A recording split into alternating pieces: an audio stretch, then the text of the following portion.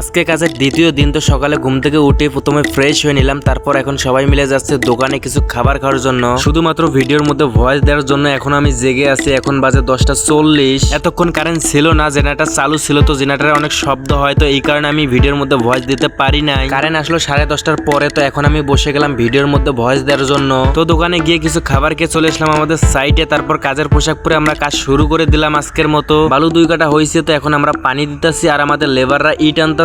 আমরা যে মাছার উপরে গাঁথনি গাঁথবো, তো সেখানে মোটামুটি ভালো পরিমাণে ইট দিছে। তারপর এরপর যেখানে আমরা গাঁথনি গাঁথবো, তো সেখানেও অনেক ইট এনে রাখতেছে তারা। কিছুক্ষণের মধ্যে আমাদের লেবাররা মশলা তৈরি করে ফেললো। তারপর আমরা গাঁথনি শুরু করে দিলাম। আরেকটা জিনিস তোমরা লক্ষ্য করছো কিনা জানি না, আমাদের গাঁথনির দুই পাশে কিন্তু কলমগুলা কিন্তু ভালো করে চিপিং করে গ্যারাটিং দিছে। তারপর কিন্তু আমরা গাঁথনি শুরু করছি। কিছুক্ষণের মধ্যে আমাদের ছোট গাঁথনিটা কমপ্লিট হয়ে গেল। তারপর সাথে আরেকটা বড় গাঁথনি আছে, তো ওখানে আমরা মাছা দিলাম। এখন আমরা ওখানে গাঁথনি শুরু করব। মাছা তো দিয়ে ফেলছি, তো এখন মাছার উপরে অনেকগুলো ইট তুলে নিতে হবে, কারণ 10 ইঞ্চি গাঁথনির মধ্যে অনেক ইট লাগে। ইট যেহেতু অনেক আগে এনে রাখছে, তো লেবারদেরকে বললাম যে নিচ থেকেও মাছার উপরে ইট তাড়াতাড়ি তোমরা তুলে দাও আর আমরা গাঁথনি শুরু করব। সব লেবাররা বলতেছে যে অনেক খিদা লাগছে, চলেন আগে কিছু খাইয়াই তারপর কাজ করব। আর খিদা লাগারই কথা, কারণ সকালে তো আমরা ভাত খাইনি কেউ, সবাই আমরা নাস্তা করে কাজ শুরু করছি। আমরা যখন 10 ইঞ্চি গাঁথনি গাঁথি, তখন কিন্তু মিস্ত্রিদের থেকে কিন্তু লেবারদের অনেক পরিশ্রম হয়, এটা তো আমাদেরকে মানতেই হবে। 5 ইঞ্চি গাঁথনির থেকে কিন্তু 10 ইঞ্চি গাঁথনিতে সবকিছুই ডাবল লাগে, আর লেবারদের পরিশ্রমটাও কিন্তু ডাবল হয়। আশা করি বুঝতে পারছো। লেবারদের যাতে একটু কষ্ট কম হয়, তো সেই কারণে সকালবেলা বালু আমরা তৈরি করি আর ততক্ষণে তারা ইট আনে। যাই হোক, তো আমরা নাস্তা শেষ করে আমরা আবারও চলে আসলাম আমাদের কাজে। এখন আমরা কাজ শুরু করে দেবো আবার। মোটামুটি অনেকক্ষণ কাজ করার পর আমাদের বালু শেষ হয়ে যায়। তারপর আমরা আবারও বালু ফেলি নতুন করে। বালু কাটা হয়ে গেছে, আর এখন বালুতে পানি দিবে। আর আমরা আগে যে গাঁথনি গাচ্ছি, তো সেগুলো জয়েন্ট আনবো ভালো করে। আজকে যেহেতু নাস্তা করছি, তো খাবার খেতে আমরা লেটে যাব, মানে 2টায় খাবার খেতে যাব।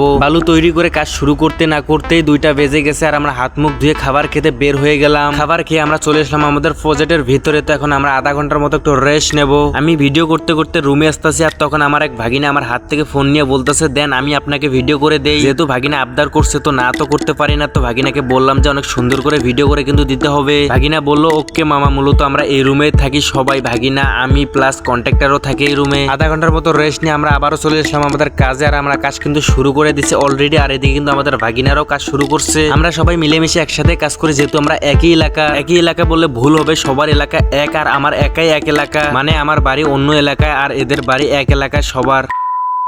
অনেকক্ষণ গাঁথনি গাঁথার পর আমাদের আগের গাঁথনিটা কমপ্লিট হয়ে গেছে। তারপর আমরা নতুন করে এখানে মাছা দিলাম। এখন আমরা এখানে গাঁথনি গাঁথবো। মাছার মধ্যে মোটামুটি কিন্তু ভালো পরিমাণে ইট নিয়ে নিছি, তো এখন আমরা মশলা নিয়ে গাঁথনি শুরু করব। সময় যেহেতু ছিল না, তো 3-4 লেয়ার গাঁথনি গাঁথার পর আমাদের আজকের মতো কাজ শেষ করলাম। আর আমার ভিডিওগুলো আপনাদের কাছে কেমন লাগে অবশ্যই কমেন্টে জানাবেন। তো আজকের মতো ভিডিও এখানেই শেষ করছি, দেখা হচ্ছে নেক্সট ভিডিওতে।